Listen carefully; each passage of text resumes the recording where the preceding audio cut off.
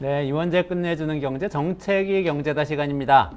네, 우리나라에서 지금 틀면 나오는 분 이런 분으로 돼 있으신 정치평론가, 시사평론가 박성태 사람과 사회연구소 실장님 모시고요. 윤형중 랩2050 대표님 정책 전문가 모시고 이렇게 정치와 정책을 같이 좀 논의를 해보려고 이렇게 자리를 마련했습니다. 같이 인사하시고 시작하시죠. 네, 안녕하세요. 안녕하세요. 네, 반갑습니다. 어서 오시고요. 오늘은 또 뜨거운 핫 이슈인데 상속세하고 금투세 세금 깎아준다니까 좋은 얘기 같기도 한데 또 논란도 많고 이 이야기 좀 해보려고 하는데요. 일단 상속세 이야기 먼저 하고 뒤쪽에 금투세 이야기 좀 진행을 해보실까요? 예. 저 최근에 뉴스 보면서 제가 놀란 게 세상이 좀 바뀌었나 이런 생각이 든 게 뭐 정부하고 국민의힘 쪽에서 상속세 인하하자는 얘기는 계속 해왔잖아요. 근데 민주당에서도 이거를 상속세 인하 동조하는 분위기가 있는 것 같다 이런 뉴스가 좀 나와서 그럼 진짜 인하될 수도 있는 그런 상태인 거잖아요. 그래서 일단 요거 좀 짚어보고 싶어서 두 분 모셨고요. 일단 상속세라는 게 지금 어떻게 되어 있는지를 먼저 좀 윤형중 대표님께서 설명을 좀 해주시고 그다음에 얘기를 할까요? 네. 상속세는 뭐 말 그대로 상속 받을 때, 상속 받을 일이 있을 때 내는 세금입니다. 네, 아주 쉽죠. 네. 그런데 이제 보통 이제 상속세는 자신이 직접 겪어보지 않으면 크게 관심 갖지 않는 세금이었어요. 근데 이제 그 상속세의 구조가 어떻게 되어 있냐면은 일단 상속세는 누진세입니다. 네, 그래서 그 상속받는 금액이 크면 클수록 높은 세율을 이제 적용받게 될 소득세랑 마찬가지로 누진세제로 되어 있고요.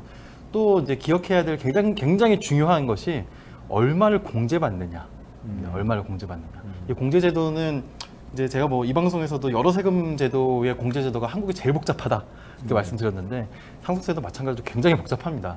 그런데 이제 이 복잡한 제도를 신경 안 쓰기에 만드는 그래도 상속세 특유의 제도가 하나 있어요. 그걸 일괄공제라고 합니다. 일괄공제. 1996년도에 생긴 건데 뭐 이런저런 거 공제 다 계산하지 말고 그냥 일괄공제 적용하면 5억 원 따로 이제 딱 공제받습니다. 일괄공제랑 별개로 또 공제받을 수 있는 거가 배우자 공제가 있습니다. 배우자 공제는 5억 원에서 30억 원까지 최소 5억 원에서 30억 원까지 받을 수 있고 나머지 공제는 뭐 기본 공제 뭐 여러 조건을 더할 수 있고 뺄 수 있고 이렇게 것들이 있는데 그걸 안 받고 일괄 공제 5억 원 딱 받을 수 있습니다. 이렇게 기본적인 설계는 이렇게 되어 있고요. 뭐 국제적으로 비교할 때 한국 그 상속세에서 제일 많이 나오는 얘기는 우리 상속세 부담이 좀 과도하다. 특히 최고세율이 좀 많이 높다 이런 얘기들이 많이 나옵니다. 한국의 최고세율은 50%.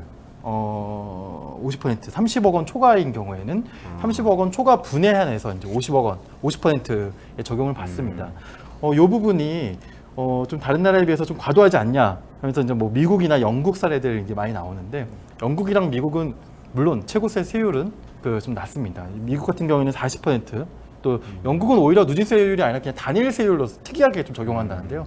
40% 적용받고 있는데 또 우리나라가 좀 뭐 프랑스나 독일 같은 또 일본 같은 나라랑 비교하면은 뭐 세율 체계는 상당히 좀 유사하고 최고 세율도 다른 나라들과 비슷하다고 또 볼 수 있습니다. 그러니까 현재 예를 들어서 내가 5억 원 부모님 돌아가셔가지고 5억 원 상속받는다 그러면은 세금 얼마 내요? 일괄공제 5억 원은 적용받아서 5억 빼고 계산하니까 난 영원 상속받는 거하고 똑같이 한 푼도 내지 않습니다. 그러면 10억을 상속받는다. 10억을 본인이 오로지 상속받으면은 그 5억 원이 이제 가세 표준이 돼서요. 거기에 이제 세율이 적용이 5억 원에 대해서 세율을 적용해서 그게 뭐 20%가 될지 10%가 될지 그 여러 가지 또 다른 복잡한 공제가 거기도 들어갈 수도 있고 그렇습니다. 그런 상황이군요. 그러면은 지금 정치권에서 논의하고 있는 거는 요거를 좀 원래 이제 완화하자는 상속세는 과거에는 부자들이 내는 세금, 그렇죠. 그러니까 배우자까지 하면 10억까지는 일괄공제, 그다음에 재산이 예를 들어 70억이 넘는 사람들은 배우자인 경우는 30억까지 자녀 수에 따라서 공제를 받을 수가 있습니다. 저희가 세금 나올 때 흔히 헷갈리는 게 얼마다 이렇게 하는데 과표를 따져야 돼요. 과표는 이제 과세 표준인데 앞서 이제 5억 일괄공제가 자녀의 경우 5억 일괄공제이기 때문에 5억 빼고 나머지가 과표입니다. 그러니까 상속세율에서 뭐 1억이면 얼마 이렇게 나올 때는 5억 빼고 근데 배우자다 뭐 5억에다 배우자 공제 5억에서 10억 빼고 얼마에 대한 세율이거든요. 거기에 대해서만 세금을 내는 거예요. 일단 그렇게 되는데 과거에는 순자산들이 낮아서 상속세를 내는 사람이 소수였는데 지금은 이제 주로는 부동산이죠. 부동산 가격이 오르면서 상속세 내는 사람들이 조금은 많아졌습니다. 그래서 민주당에서도 이거는 중산층도 상속세를 좀 많이 내게 되고 원래 사실은 소득이 있으면 내야 되는 거죠, 세금을. 근데 누구나 다는 건데 이게 이제 부모가 열심히 일해서 자녀한테 물려주려고 하는데 너무 많이 물려주는 거는 세금 좀 내라는 건데 웬만한 사람들이 다 세금을 내게 되면 결국은 상속이 될 때 재산들이 국가가 계속 가져가게 되는 거잖아요. 그래서 조금 상속세 부담을 완화시키자 이런 논의가 민주당에서도 조금 긍정적으로 있는 것 같아요. 근데 제 생각은 실제 상속세뿐만이 아니라 모든 세금이 그런데 물가가 오르고 그러니까 GDP가 성장하는 거는 그만큼 예를 들어 명목 GDP 기준으로 성장하면 그만큼 물가가 오르게 되는 거잖아요. 계속 소득도 오르고 자산 가격도 오르거든요. 근데 이런 세금은 정해진 숫자의 명목 수치로 그대로 있어요. 예를 들어 근로소득세도 마찬가지입니다. 예전에는 8,800만 원 이상이면은 그 이상 과표 부분에 대해서는 35%의 35%의 세금을 내야 되는데 그것들이 오래전에 정해진 게 그대로니까 지금은 더 늦어진 게 많죠. 이 숫자가 왜 중요하냐면 누진세이기 때문에 중요한 거거든요. 그러니까 누진 적용을 받는 사람들 예전에 적은데 점점 많아지는 거고. 그래서 저는 개인적으로는 제 생각은 일부는 완화할 필요가 있다. 중산층이 저야 뭐 상관이 없는 상속세는 전 신경 안 쓰고 살았는데 앞으로도 뭐 별로 신경 쓸 일은 없을 것 같아요. 혹시 네. 모르잖아요. 이렇게 방송 많이 하시면은 또 그게 쌓여가지고 그러니까 이걸로는 상속을 뭐 하실 일이 받는 거는 저도 모르지만. 상속세 내는 게 소원입니다. 그런데 근데 지금 정치권에서 누가 이 얘기를 하고 있나요? 민주당에서 네. 그러니까 대선을 준비하는 프로그램으로서 얘기를 하는 거죠. 중산층의 세부담을 좀 완화시켜야 된다라는 거죠. 물론 수치를 어떻게 하느냐가 중요한데 앞서 이제 윤영중 대표님이 얘기하셨지만 96년에 상속세 개편이 되면서 세율도 따로 정해졌고 일괄공제라는 시스템도 생겨났었거든요. 근데 지금으로서는 그러니까 96년 5억 원과 지금의 5억 원은 차이가 크죠. 96년이면 제가 뭐 대학 한참 다닐 때인데 그때 5억 원이면 강남 아파트 사고도 남았는데 지금은 안 되잖아요. 그러니까 그런 걸 너무 반영하는 거는 어느 정도 기준을 이제 정치권에서 정해야 될 때 저는 뭐 약간의 완화는 필요하겠다라는 생각을 합니다. 그 약간 여야가 조금 온도차가 좀 다릅니다. 그러니까 둘 다 그 프레임으로 보기에는 상속세 완화 이렇게 하나의 프레임으로 묶이긴 하지만 지금 국민의힘 쪽의 일각에서는 아예 뭐 과감하게 상속세 폐지 얘기까지도 나오고 있고, 근데 그쪽에서 더 주장하는 것은 지금 이제 아예 상속세의 부과 방식을 그 유산 취득세 형식으로 바꾸자라는 얘기를 하고 있거든요. 좀 어려운 용어가 나와서 유산 취득세. 예, 헷갈릴 수 설명이 있는데요. 필요해. 굉장히 근데 사실 개념은 별거 아닙니다. 지금 이제 그 상속세를 부과하는 방식이 크게 두 가지가 있다고 봅니다. 하나는 유산세, 하나는 유산 취득세입니다. 네, 이 유산세와 유산 취득세의 방식은 그 굉장히 쉬운데요. 유산세는 상속을 하는 사람의 입장입니다. 예, 하는 사람이 예를 들어서 제가 20억을 20억 상속할 수 있는 상황이면 굉장히 해피할 것 같은데요.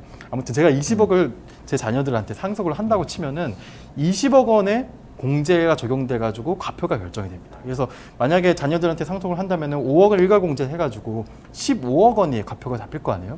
한국 세금의 기준으로는 10억 원 초과분에 대해서는 40% 세율이 적용되는 거죠. 근데 이제 유산 취득세, 유산세 방식은 이제 세금을 하는 사람의 입장에서 적용이 되는 것에 유산 취득세 형식으로 바뀌면은 받는 사람의 입장으로 적용이 됩니다. 그래서 만약에 제가 실제와는 다르게 제 자녀가 한 5명 있다고 가정을 해봅시다. 5명 있으면 제가 20억 원을 이제 그 상속하려고 했을 때 5억 원을 일괄 공제 받고 15억이 되잖아요. 그럼 15억을 만약에 균등으로 상속을 하게 되면 한 명당 3억 원씩 상속을 받게 되는 겁니다. 그러면은 네.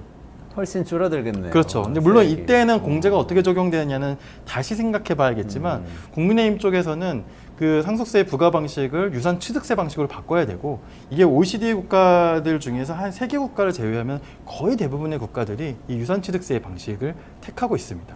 네. 근데 이제 유산세는 주는 사람의 입장에서 너가 이만큼 주니까 이만큼 세금을 내라는 건데, 유산 취득세로 앞서 이제 각 개인별로 내가 얼만큼 상속을 받느냐로 따지면 받는 사람의 입장에서 당신이 이만큼 받으니까 이만큼 세금을 내라는 게 되죠. 그래서 저도 개인적으로는 사실은 받는 사람에서 어떤 소득세의 개념으로 한다면 받는 사람의 개념에서 세금을 낸다고 하면 유산 취득세가 더 맞지 않나라는 생각을 합니다. 두 간의 차이점은요. 그 예전에 이제 입법조사처나 이런 데 자료를 보면 사실 무슨 차이가 있을까? 뭐 이런 그 의문이 생기잖아요. 그런데 이제 국민의힘의 그 노림수 속내는 유산취득세 방식으로 세금을 부과하게 되면 세금을 적게 부과하게 된다는 것입니다. 근데 물론 여기에 대해서는 그때마다 공제 항목을 어떻게 하고 세율 체계를 어떻게 하느냐에 따라서 조세 중립적으로 조세제도를 개편할 수도 있어요. 조세 중립적이라는 표현은 세수입은 그대로 유지한 형태로 그 유산취득세를 개편하자. 요 얘기를 누가 했냐면은 문재인 정부 때 재정개혁특별위원회라는 게 만들어졌었거든요. 네, 그때 네. 100년대계 조세재정 체계 만든다고 해가지고 한시적으로 만들어진 기구가 있는데 그 당시 재정개혁특위는 여러 가지 세제 개혁안, 특히 좀 진보적인 개혁안들을 많이 내놨는데 놀랍게도 당시 재정개혁특위가 유산취득세 방식으로 상속세를 개편하자라는 제안을 내놨습니다. 근데 다만 조건을 달았어요. 유산취득세를 개편하되 조세 중립적으로 개편하자. 이미 얘기는 세수입은 그대로 유지하는 형태로 유산취득세 방식으로 개편하자고 했는데 그럼 세율을 올리거나 공제를 조정하거나 그렇죠. 뭐 그러자는 그렇죠. 얘기였고. 그런데 이렇게 하게 되면은 조금 더 균등하게 분할하고자 하는 인센티브는 생기는 거예요. 누구한테 뭐 예를 들어서 제가 15억 하는데 한 자녀에게만 12억 이렇게 하게 되면 그러네. 예, 그러면- 훨씬 더 이제 세금을 많이 부과하게 되는 거죠. 그렇게 되겠네. 3억씩 부과하면 훨씬 더 세금을 적게 내게. 그러니까 균등하게 분할하게 되는 어떻게 보면 재분배에 또 효과가 있다. 그러니까 재분배 아니 분배 효과가 있다. 그럼 이렇게 보고 국민의힘에서는 그런 얘기가 나오는 거고 지금 민주당 입장은 어떤 거예요? 민주당은 지금 이 논의를 주도하고 있는 분으로 알려진 분이 이번에 초선 의원인 임광현 의원이라고 국세청 출신 예, 아니세요? 국세청 차장 출신입니다. 네. 그분께서 이 논의를 또 제일 잘 알기도 하시고 주도를 하고 있는데 지금 민주당에서는 자신들은 국민의힘의 상속세 개편과는 다르다 이 얘기를 하고 있습니다. 어떻게 다르냐면 이제 유산취득세 얘기는 좀 더 조심스럽게 접근을 하고 있고 그 민주당에서는 이 공제 부분을 좀 손봐야 된다. 왜냐하면은 이번에 이제 총선에서 굉장히 대승을 거뒀잖아요. 네네네. 그런데 이제 민주당은 여전히 이 부동산 트라우마를 좀 가지고 있습니다. 이 상속세랑 부동산 트라우마랑 무슨 상관이냐면은 아까 이제 96년 말씀하셨잖아요. 96년도 시세는 정확하게 모르지만 2000년도에 음마아파트 시세가 음마아파트 우리나라의 상징적인 아파트죠. 대치동에 상징적인 아파트의 시세가 2억 원이었어요. 놀랍게도. 예. 그러니까 음마아파트도 상속했을 때 세금을 안 냈던 겁니다. 그런데 이제 96년도에 일괄공제 5억이었는데 지금은 서울의 웬만한 아파트가 5억을 안 넘는 경우가 굉장히 드물잖아요. 그래서 아파트를 상속하게 되었을 때 주택 한 채를 상속하게 되었을 때 상속세를 내야 하는 상황이 굉장히 많이 늘어난 것입니다. 그래서 제가 통계도 하나 가져왔는데 우리나라가 2018년도만 해도 상속세를 내는 연 인원이 8,000명밖에 안 됐어요. 네. 2020년에 10,000명이 넘었고요. 그리고 2022년에는 15,700명, 2배가 되었습니다. 불과 4년 만에. 그러니까 이렇게 그 상속세를 내는 사람들이 늘어났다는 것은 서울의 많은 특히 한강벨트 쪽에 자가주택을 소유한 사람들이 상속세를 내게 되었다는 것이죠. 그래서 민주당으로서는 일괄공제의 한도를 좀 넓혀줌으로써 그 기존의 상속세를 안 내던 특히 상속세에 부담이 없었던 뭐 중산층이라는 표현이 적절할지 모르겠습니다만 집을 한 채 가지고 있는 계층 이 세부담을 좀 낮춰주자라는 방침으로 알고 있습니다. 아니 근데 그게 사실은 뭐 제가 한번 이거 태클을 걸어보자면 상속할 게 우리나라 사람들 다 없었는데 상속세를 만들어 놓은 거 아닙니까? 그러면은 상속할 게 생기면 내는 거 아니에요? 내야 되는 거 아니에요? 그때는 그렇게 8,000명밖에 안 되는데 세제가 있었다는 것은 나중에 우리나라도 잘 살게 돼서 상속할 게 생기는 사람들이 생기겠지 하면서 만들어 놓은 거 아니겠어요? 예를 들어서 96년과 비교를 하면 그때 뭐 짜장면 가격이 2,000원, 3,000원 제 기억으로 그렇게 했던 것 같거든요. 지금 물가 자체가 2배가 올렸잖아요. 그러니까 전반적인 이 맹목 가격 자체가 올랐기 때문에 저는 거기에 대해서는 어느 정도 맞출 필요가 있다. 너무 이게 앞서갈 필요는 없지만 어쨌든 전체 덩치의 숫자 자체가 물가나 이런 것 따라서 명목 가격 자체가 올랐는데 똑같이 되면 누진세 적용받는 구간들이 달라지거든요. 예전에는 아주 고위층, 예를 들어 1%만 높은 세율의 누진세를 받았다면 지금은 예를 들어 뭐 10%, 20%까지 받는 거는 좀 과도하게 비춰질 수 있는 측면이 있는 거죠. 아니 그래도 그 어쨌든 그렇게 우리가 상속도 할 게 많이 생긴 반면에 예. 군인들 월급도 올랐고 예. 이 도로도 이제 5G 깔고 그러면 거기도 돈도 많이 들고 철도도 옛날에는 무궁화호 타고 다니고 KTX를 타고 다니고 적자 노선도 많고 이렇게 이제 국가가 돈 쓸 때도 많아지잖아요. 그러면 예. 이게 거두면서 해야 되는 거 아닐까 뭐 이런 생각이 드는데 근데 이제 저의 퀘스천 마크는 어쨌든 간에 민주당은 지금까지 대부분 이런 정책에 대해서 계속 반대 목소리를 내면서 견제를 했는데 이번에는 이렇게 아까 박성태 실장님 말씀하신 대선 예. 프로그램이라고 말씀도 하셨는데 예. 조금 다른 저는 태도를 정치적 보이잖아요. 물론 민주당은 정치적 목적이 강하다고 생각을 하고요. 예. 일단 대중 정당이기 때문에 지난번에 0.73% 차이로 졌는데 제일 많이 나오는 게 이제 부동산 가격에 따라서 그 차이가 많이 벌어진다. 이번 총선에서도 결국 종부세 내는 지역에서 진다. 뭐 이런 게 있잖아요. 그러니까 그런데 민주당이 상당히 생각을 많이 하는 것 같아요. 그래서 너무 이제 급진적으로 보이지 않게 하려는 특히 경제 정책에 있어서 그런 생각들을 많이 가지고 있습니다. 종부세, 상속세 같은 궤에 있는 거네요. 네, 저는 개인적으로 뭐 상속세는 앞서 그런 부분들 조금 조정할 필요가 있다고 생각을 하는데, 그러니까 근로소득세도 마찬가지 여러 가지 세율이 그러니까 기준되는 시점이 오래 전이면 세율 자체가 지금은 많이 올라서 예를 들어 이제 전체적인 근로소득이 어쨌든 조금 올랐지 않습니까? 명목가격 기준으로 오르면은 이거는 실질 가격 기준으로 해야 되는데 명목가격 기준으로 하면 결국은 누진세가 높은 세율을 받는 사람이 점점 많아지게 되죠. 비중 자체가. 그거는 조정할 필요가 있다고 생각해요. 양도소득세도 마찬가지고 상속세도 마찬가지고. 근데 종부세에 뭐 1주택자를 폐지한다. 개인적으로는 이제 그런 거는 반대입니다. 왜냐면 종부세에는 이제 공시지가를 기준으로 하고 거기에 공정시장가액 비율이라는 걸 정하게 돼 있거든요. 그 시행령으로 정해서 그걸 정해서 과세 표준을 만들어요. 근데 윤석열 정부 들어서 그걸 많이 낮춰줬어요. 지금이 제가 알기로 60%대입니다. 네. 그래서 예전에는 이게 85, 이제 원래 문재인 정부 때는 이걸 계속 높인다고 했었는데 윤석열 정부 때 종부세 부담을 낮추기 위해서 확 낮춰졌습니다. 그래서 1주택자 종부세에 대한 기준이 얼마 전에 정부 발표에 따르면은 한 11만 명밖에 되지 않아요. 그래서 이게 중산층이냐 1주택자 종부세가 그건 애매한 거죠. 우리나라가 2,200만 가구 정도가 있는데 11만 가구 정도면은 어느 정도입니까? 22만 가구 0.5% 정도 되는 거죠. 그러네요. 예, 0.5% 되는데 이분들의 세부담을 뭐 낮춰주는 게 어떤 뭐 이게 중산층 세부담 완화라고 볼 수 있느냐라고 볼 수 있죠. 상속세는 어때요? 상속세 5억 정도면 그게 중간층인가요? 우리나라에서? 5억 정도면 재산 순자산 순자산이죠? 예, 순자산 부채는 기준으로 빼고. 하면 4억 5천 정도가 평균 가격이니까 5억 정도면 이게 일괄공제 되는 거니까요. 뭐 네. 중위 정도가 된다고 봐야 되겠죠. 중위보다 조금 높은 정도. 중간 정도가 된다. 예, 예. 실제로. 예. 그렇게 돼요? 일단 그 자산 기준으로 뭐 가금복 통계나 이런 거 봤을 때 중간 정도는 되는 건 사실이고요. 그 종부세는 이제 아까 말씀하셨던 대로 이 공시지가 곱하기 공정시작 가액 비율 해가지고 과세 표준 이렇게 하거든요. 근데 상속세를 낼 때 부동산은 이제 그나마 최근 가격, 매매 가격 기준입니다. 그래서 요 5억 원을 넘는 주택이 될 가능성이 굉장히 높은 것이죠. 그래서 근데 저는 그렇게 생각을 해요. 이게 지금 전체적인 프레임은 민주당의 우클릭 이렇게 잡혔지만, 일단 그 민주당이라는 정당 자체가 이른바 이제 포괄 정당 정도로 이제 해석할 수 있거든요. 포괄 정당이라는 것은 그 많은 분들이 이제 민주당을 진보 정당이다, 뭐 문재인 정부 진보 정부다 이렇게 표현하지만 사실 한국의 민주당 또 문재인 정부 정도 되는 그 이제 정부와 정당의 정치적인 스펙트럼 정도는 사실 그 아주 왼쪽에 있다기보다는 중도자에서 중도 우까지를 포괄하는 정도의 정당이라고 좀 볼 수 있고요. 그렇기 때문에 사실 집권 전략을 짤 때도 자신들의 좀 이해를 대변하는 유권자, 자신들 찍어준 유권자들의 그 이해를 어느 정도 그 대변할 수밖에 없는 그런 상황입니다. 이번에 사실 종부세 얘기를 한 국회의원들의 면면들만 봐도 그 면면들의 그 지역구의 아파트 가격이 굉장히 많이 오른 그 국회의원들이셨거든요. 그래서 그분들은 고민정 항상 의원 대표적이죠. 예, 고민정 의원 대표적이고 뭐 사실 말은 안 했어도 뭐 양천구나 뭐 몇몇 양천구. 국회의원들 마찬가지입니다.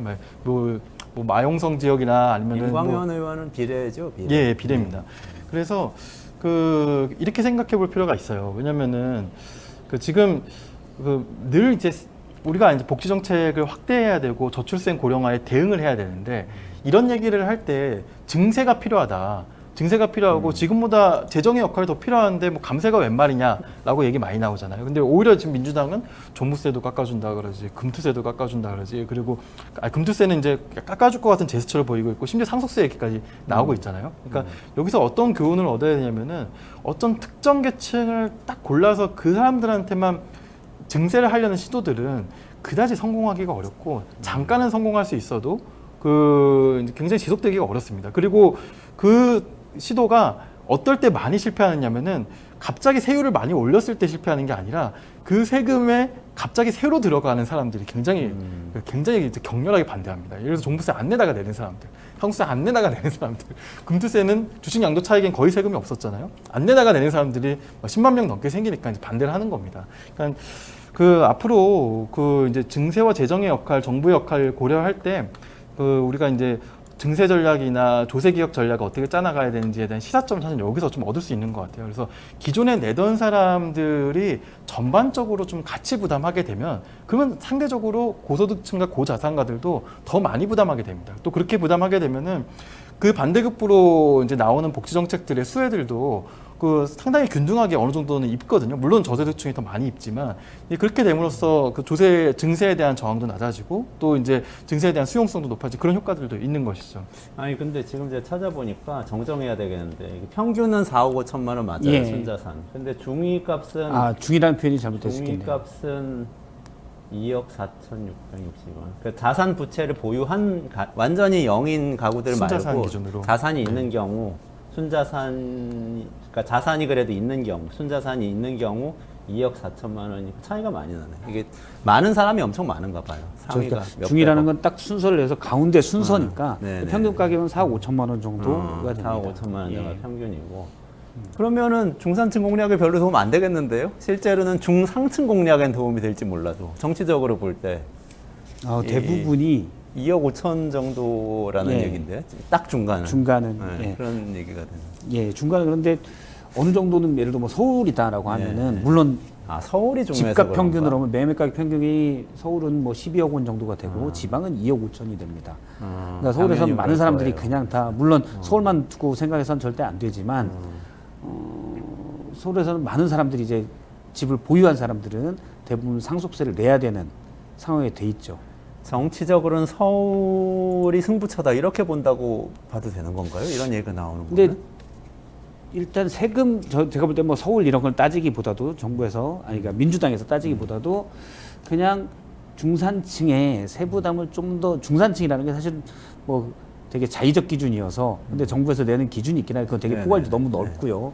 근데 어느 정도 뭐 중상층에 사실 제가 볼 때 상당히 높은 사람들도 다 중상층이라고 생각하고 저도 뭐 평균 자산 정도 되는데 저도 이제 그냥 나름으로는 중산층이라고 생각하고 살거든요. 네네. 되게 개념이 넓죠. 그런데 민주당은 어쨌든 이렇게 생각하는 스스로 이렇게 생각하는 사람들의 세부담을 좀 완화해야 된다라는 생각을 가지고 있는 것으로 보이고요. 근데 종부세의 경우는 너무 대상이 작고 제가 이제 종부세에 대해서 1주택자 종부세를 얘기를 하는데 반대했던 이유는 더군다나 부동산 가격은 되게 민감하거든요. 부동산은 왜냐면 거래량 자체가 너무 적어서 가지고 있는 보유량 대비 거래량이 적어서 몇몇 채 거래로 가격 전체를 끌어올릴 수가 있어요.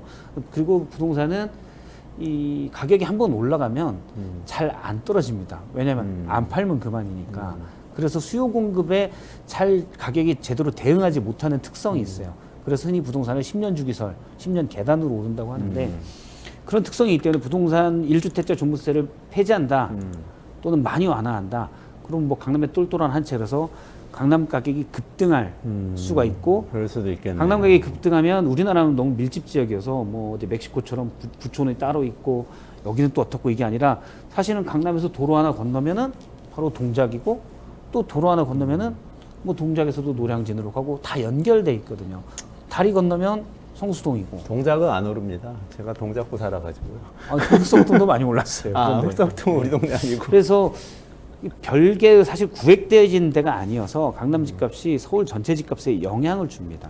근데 또 그런데 그렇게 이게 집값 위험한 오르면 거예요. 세금 또 깎아달라고 그럴 것 같아요. 이게 약간 악순환 같은데 집값 예. 오르니까 세금 더 내니까 깎아달라고 해서 깎아주면 집값이 또 오르고 그럼 또 깎아줘야 되고 막 이런 악순환 벌어지는 거 아니에요? 아 저는 좀 안타까운 생각이 계속 예. 들어서 뭔가 그 아까 윤영중 대표님 그 금투세 얘기도 하셨는데 지금 네, 계속 네. 그러니까 뭐 종합적으로 고려해야 된다고 하시면서 네, 네, 네. 금투세 얘기도 조금 해주세요. 좀 네. 정리를 하고 그것도 토론하고 이제 아니, 마무리를 해야 상속세 돼요. 마무리 저희 네, 마무리 시간 한꺼번에 마무리를 예, 하는 게 예. 좋을 것 같아요. 금투세는 뭐 아주 또 상속세랑 마찬가지로 굉장히 금융 투자 소득 소금 그 소득 제도에 과세하는 세금 제도니까요. 금융 투자 소득에 이제 과세하는 제도인데 이게 왜 어떤 의미가 있냐면 크게 이제 두 가지 의미가 있습니다. 첫 번째는 일원화의 의미가 있습니다. 그동안은 이제 금융 투자 소득이 다양하잖아요. 뭐 펀드도 있고 채권도 있고 주식도 있고 뭐 보험도 있고요. 뭐 파생 상품도 있고 이런 다양한 금융 상품을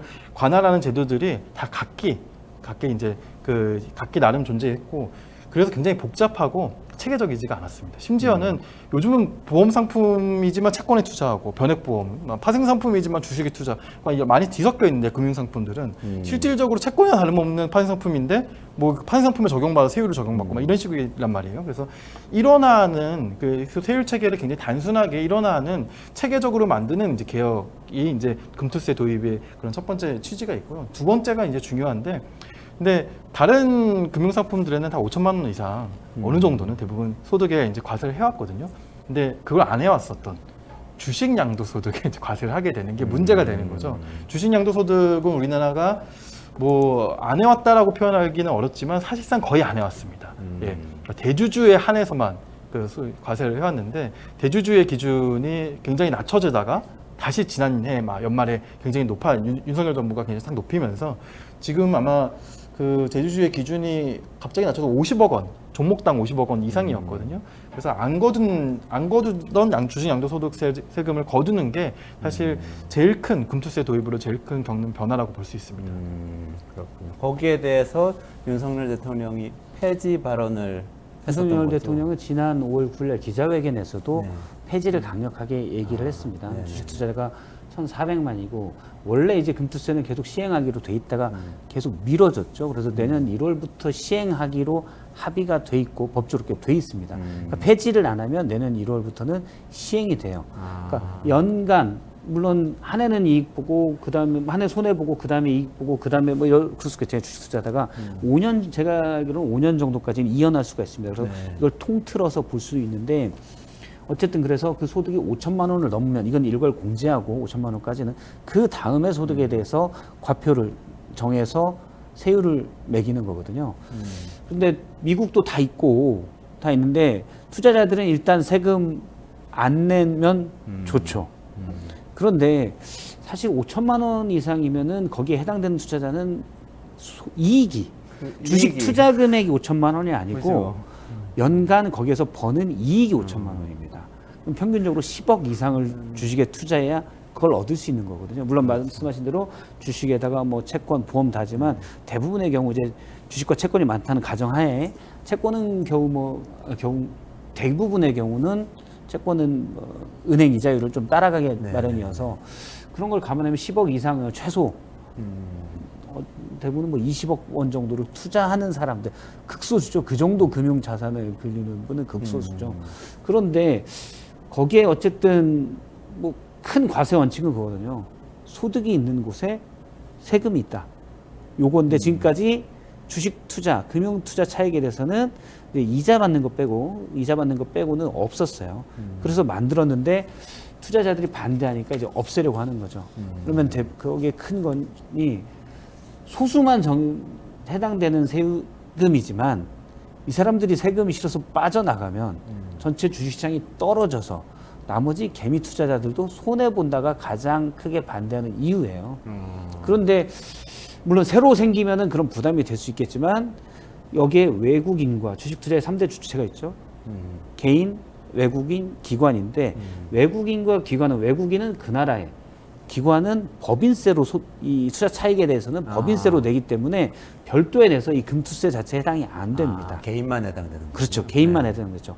근데 법인은 그럼 세금을 안 내냐? 많은 분들이 세금을 안 낸다고 하는데 법인 명의로 투자한 것들은 이 부분이 법인이 자체 계정으로 투자한 것들은 뭐가 되냐면 다 저거예요. 그 법인세로 납부하게 돼 있어요. 법인 그 기업의 이익이 되니까 나중에 그렇죠. 법인세 대상이 되는 금융회사가 영업 외 손익이 되는 거죠. 그렇죠. 네. 법인이 예를 들어서 펀드를 했다 어떤 증권회사가 그러면 이 펀드의 수익은 어차피 개인 계좌로 다 돼 있는 거잖아요. 네, 그럼 네. 개인 계좌로 어차피 연동이 됩니다. 이거는 아. 그건 연동이 되는 거고 법인이 자체 계정으로 자기 자기 유보금이나 돈으로 투자했을 또는 그런 때. 걸로 투자한 것들은 어차피 법인세로 내게 돼 있습니다. 세금을 내게 돼 있고 그래서 개인 다액을 아주 고액을 투자하는 개인 투자자에 해당되는데 이분들이 꼭 세율만 따져서 갈 거냐.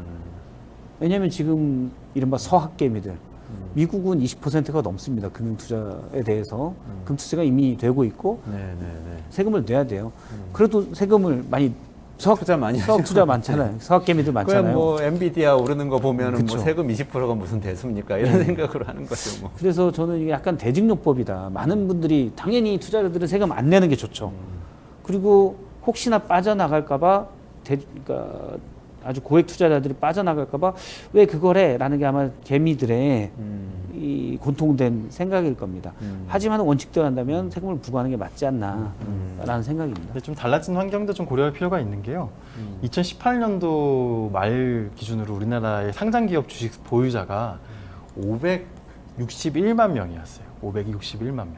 그런데 2022년 말 기준으로 상장기업 주식 보유자의 인원수가 몇 명이냐면은 1,441만 명입니다. 그렇게 늘었어요? 어마어마한 이분들은 대부분 또 미성년자가 아닐 것이기 때문에 어마어마한 유권자 그룹인 것이죠. 그래서 이게 상장기업의 주식 투자자 그러니까 한마디로 동학개미가 지금 거의 3배가 되었다는 겁니다. 한 3, 4년 동안에. 그 사이에 예. 코로나가 있었잖아요. 네, 코로나 때 또 증시가 굉장히 화랑이었고 그래서 이게 이제 뭐 종부세, 금투세, 상속세, 재택근무하면서 다 주식 투자하셨나? 주식 투자 엄청 들었습니다. 왜냐면 네. 코로나 때 전 세계적으로 유동성이 너무 많이 풀렸기 아, 때문에 금리도 많이 풀렸구나. 금리가 어. 뭐 자산 코로나는 가격, 예. 전 세계적인 위기였잖아요.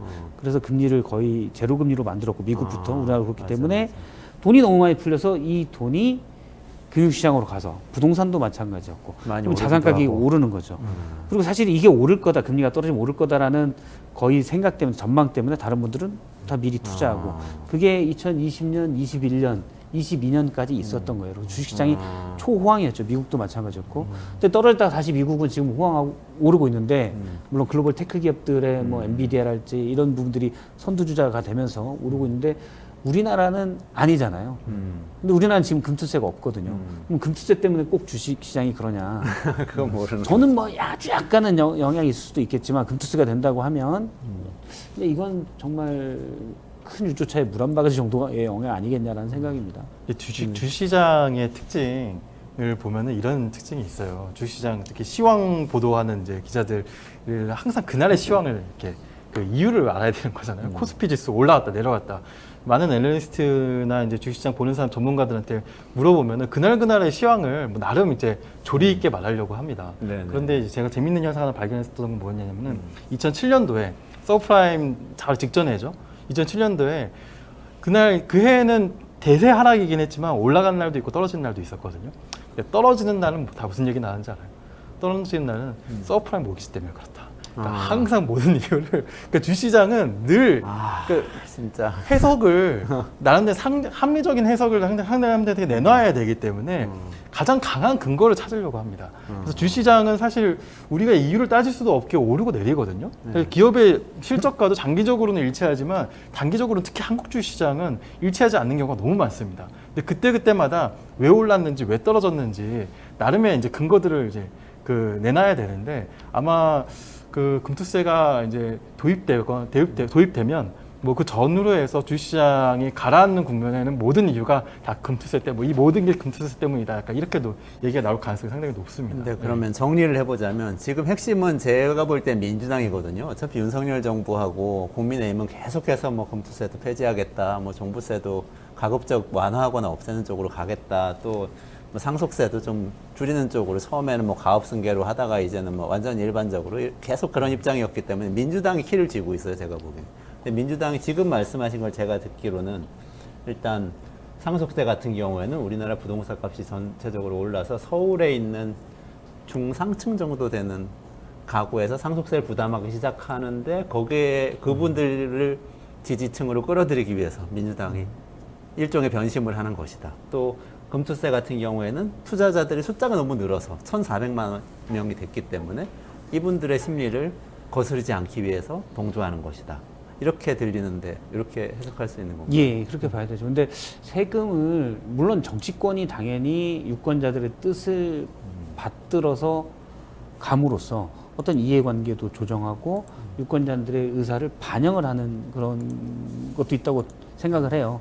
그런데 너무 원칙 없이 끌려다니면 그것도 사실은 뭐 좋은 거라고 볼 수는 없거든요. 그래서 저는 금투세나 뭐 그래서 종부세 이런 부분들을 대상을 보고 끌려다니면 안 된다라고 생각을 합니다. 앞서 이제 상수세도 마찬가지고 강남에 뭐 많은 분들 또 서울에 많은 분들이 상수세를 다 내게 됐어. 이 사람들은 우리 편이니까 안 돼. 이런 식으로 접근하면 안 되고 제가 아까 상속세에 대해서 일부 완화할 수 있다라고 했는 게 전반적으로 명목 가격 자체가 올랐는데 과거의 누진세율을 가지고 하는 건 이거는 원칙에 맞지 않다라는 것 때문에 얘기 드리는 거고요. 그러니까 그런 식으로 모든 세제가 사실은 다 명목 가격 기준이어서 양도 차익도 예를 들어서 뭐 20년 전과 지금의 명목 가격을 기준으로 양도 차익을 매기거나 그렇게 하는 시스템이 되게 많습니다. 근데 그러면 사실은 그게 실질적으로 이득이냐 이런 부분들이 있잖아요. 이제 그런 부분들을 좀 저는 세율에서 우리나라가 좀 봐야 된다라는 생각을 갖고 있어서 그런 거고 나머지는 대상보다는 원칙에 따라서 금투세도 그러면 당연히 소득이 있으니까 어느 정도는 많은 분들에게는 공제를 하지만 높은 소득을 올린 사람에게는 세금을 물리는 게 당연히 맞다라고 생각하고 종부세도 토지 공개념 뜻에서 그리고 과세 형평성 차원에서 예를 들어서 뭐 자동차도 고가의 자동차는 취득세가 훨씬 더 세고 이런 것들이 있는데 재산세도 들어가잖아요. 그런데 집이 몇십억씩 하는 건데 그리고 20매덕짜리 시가로 20매덕 집이 있어봐야 종부세 그렇게 많이 안 냅니다. 많이 내지도 않고 한 일가구 한 주택 보유자는 왜냐면 뭐 과표가 상당히 낮아지게 공시지가 기준에다가 공정시장가액 비율이 또 마이너스로 곱해지기 때문에 그런 부분들이 작용을 해서 그런 것들을 그냥 유권자의 세부담을 완화시키기 위해서 접근하는 방식은 잘못됐다라고 생각을 합니다. 그 부분은. 그렇군요. 윤 대표님도 네. 정리를 좀 해주시죠. 정리를 좀 드리면은 지금 저는 그렇게 생각해요. 이게 민주당이 뭐 우클릭이다. 네. 민주당의 진짜 속내는 제가 정확하게는 모르겠습니다만은 그 세금 제도는 굉장히 좀 그 유연하면서도 전략적으로 접근을 해야 됩니다. 그러니까 저는 우리나라가 그 장기적으로는 당연히 지금의 세부담보다 좀 높은 세부담을 가져갈 수밖에 없는 나라라고 생각이 들어요. 하지만 굉장히 그걸 어떻게 달성할 수 있느냐는 전략적으로 접근을 해야 되거든요. 예를 들면은 금투세 지금 도입하느냐 안 하느냐 가지고 우리가 지금 논쟁을 했지만 금투세 도입을 약속하면서 먼저부터 깎아주고 있었던 세금이 있습니다. 바로 뭐였냐면은 증권거래세. 예, 증권거래세가 그 세율이 0.25%였는데 이미 0.15%까지 쭉 낮춰주고 있습니다. 깎는 건 미리 깎아주고 도입은 안 하고. 네, 그러고 있는 셈인데 놀랍게도 그 증권거래세 그동안 깎아준 금액 그리고 앞으로 이제 적게 들어올 금액이 매년 적게 들어올 금액이 금투세 도입하는 금액보다 더 많습니다. 아, 예. 그래요? 그러면 과연 그 만약 증권거래세를 원복시키고 원래 복귀시키고 그러면 금투세 도입하지 않는 것은 과연 그것은 그 우클릭하는 행보인가? 예, 다시 한번 생각해 볼 필요가 있다는 것이죠. 그래서 그 저는 금투세 도입은 해야 한다는 입장인데 주식 양도소득에 대해서는 우리가 이제 그 안 내왔던 측면들이 있기 때문에 점진적으로 도입할. 그러니까 다른 그 금융상품들이 5천만 원 이상 소득에 이제 부과한다고 똑같이 적용을 한 거거든요. 차별하면 안 된다. 이게 조세 중립성인데 그렇지만 이제 새로 생기는 제도인 만큼 그 주식 양도소득세의 부과 기준을 조금 점진적으로 잡아갔었으면 사실 이렇게까지 논란이 안 됐을 거예요. 그러니까 한 3억이나 2억 정도에서부터 시작해가지고 점진적으로 뭐 장기적으로 5천만 원까지 가져갔었으면 이렇게까지 논란이 안 됐을 거고 그에 맞춰서 세수입은 오히려 줄어들지 않게 아니면 오히려 늘어나게 증권거래세의 부담은 어느 정도 일정을 가져가는 겁니다. 증권거래세는 많은 사람들이 정말 내는 줄도 모르게 세금을 내고 있거든요. 그래서 증권거래세는 상당히 저항도 없으면서도 나름 이제 괜찮은 세제입니다. 그래서 그 종부세도 마찬가지로 제가 뭐 지난 시간에도 말씀드렸지만 종부세 상한제라고 있어요. 그래서 전년도보다 종부세를 얼마만큼 더 늘어날 수 있느냐. 이게 1주택자에는 150%, 다주택자는 300%까지 가거든요. 근데 이 부담을 좀 낮추되 그 종부세의 뭐 공제나 이런 것들은 유연하게 좀 가져갈 수 있다라는 저는 입장을 좀 가지고 있는데 중요한 거는 전체적인 세부담을 어떻게 가져갈 것인가이지 세부적인 부분에서 조금 더 합리적으로 바꾸고 또 새로 세부담을 생기는 사람들에게 그 부담을 좀 점진적으로 가져가는 것 정도의 그 개혁 정도는 충분히 좀 해볼 만한 일들이라고 생각하고 민주당이 지금 방향을 이런 정도로 잡고 있다면은 저는 그건 우클릭은 좀 아니라고 좀 생각을 좀 달리하고 있습니다. 세금이 사실 되게 복잡하고 네. 저는 뭐 진보 보수 얘기를 하지만 사실 뭐 진보 보수로 이분법적으로 나누는 것 자체도 적절하지 않다고 보고요. 어쩌면 가장 큰 건 누구에게 세금을 걷어서 누구에게 쓸 것인가가 그렇죠. 정부의 가장 중요한 네. 특징이라고 보거든요. 그래서 뭐 당연히 뭐 제 생각은 어떤 능력이 좋은 사람, 소득세도 마찬가지로 능력이 좋은 사람이 많이 번다 그러면 본인 능력도 있지만 누구에게서 버느냐로 따지면 어떤 국가라는 틀, 그다음에 수출을 하든 뭘 하든 그것도 전체적으로 우리 시스템의 틀 안에서 하는 그렇죠. 거거든요. 그래서 거기에 더 부담한 누진세로 부담을 해야 된다고 생각을 해요. 그래서 어떤 원칙을 가지고 접근을 해야 되는데 예를 들어서 이런 게 있습니다. 2007년에 대선 때 당시 노무현 대통령이 지지율이 떨어져서 정동영 후보가 물론 정동영 후보의 문제도 있었고 대패를 했고 MB 정부가 나왔었잖아요. 네네. 근데 자영업자들이 그 당시 불만이 되게 많았어요. 왜냐하면 원래 부가세가 있거든요. 네네네. 그러니까 식당에서도 김치찌개 먹으면 네네네. 세금을 내야 되잖아요. 10% 내죠. 내죠. 네. 지금은 당연히 다 내죠. 왜냐하면 지금은 다 신용카드를 쓰니까 다 계산이 돼요. 각 식당의 매출로 다 잡힙니다. 예전에는 기억하시고 그렇지만 2000년대 중반, 초중반까지만 해도 현금 냈어요. 맞아요. 이거는 그러면 매출로 안 잡히거든요. 네. 그러니까 그냥 김치찌개 조그만 동네 식당 하는 분들이 팔고 현금 받고 끝. 그럼 세금 매출로 안 신고 안 잡히면 하면 그냥 부가세를 안 내도 돼요. 부가세 10%를 내게 되니까 뭐 당시에 식당 주인들 보면 부가세를 여름에 이제 신고 기간이 있는데 거의 뭐 악소리가 납니다. 예전에는 안 내던 걸 당시 시세로 조그만 식당에서도 몇백만 원씩 세금을 내야 돼요. 이것 때문에 불만이 엄청 커졌어요. 근데 만약에 이제 시스템이 근데 처음에 김치찌개 집을 처음에 하는 사람이 부가세를 생각하고 했냐? 아니거든요. 왜냐면 다 임금 장사였으니까. 근데 시스템이 바뀌면서 신용카드를 쓰면서 부가세를 내게 됐잖아요. 이럴 때는 저는 사실은 세부담을 낮춰서 그걸 했어야 된다. 그러니까 모르던 세원이 노출된 거였기 때문에 근데 이분이 예전부터 숨기려고 했던 게 아니라 일종의 문화였었거든요. 그렇죠. 그러면 그거는 차근차근 접근하는 게 맞았는데 너무 거칠게 접근을 했다라고 생각을 해요. 근데 그런 것들은 좀 기술적인 걸 써야 되고 네. 그렇지 않으면 근데 그 전반적인 거는 원칙이 있어야 되는 거죠. 근데 너무 원칙 없이 대상으로 접근하면 안 된다. 네. 대상으로 접근하면 안 되고 원칙으로 접근하는 게 전 맞다고 봅니다. 원칙을 잘 세우고 어쨌든 소득 있는 곳에 세금은 매겨야 하는데 그렇지만 없던 세금을 만들 때는 조심조심 점진적으로 하는 게 좋겠다. 이렇게 두 분 다 말씀하시는 네. 것 같아요. 네, 원칙적인 얘기인데 근데 어쨌든 진짜 궁금한 거는 이렇게 해서 민주당의 중도층 마음을 잡아서 지금 이재명 대표가 대통령에 다가가는 것인가 이게 궁금한데 시간이 다 돼서 마무리해야 될 것 같은데 민주당이 잘 30초만 얘기해 주세요. 민주당이 잘 모르는 게 있는데 물론 서울시장 선거나 대선에서 조금은 득이 있겠지만 종부세 없앤다고 해봐야 강남에서 안 됩니다.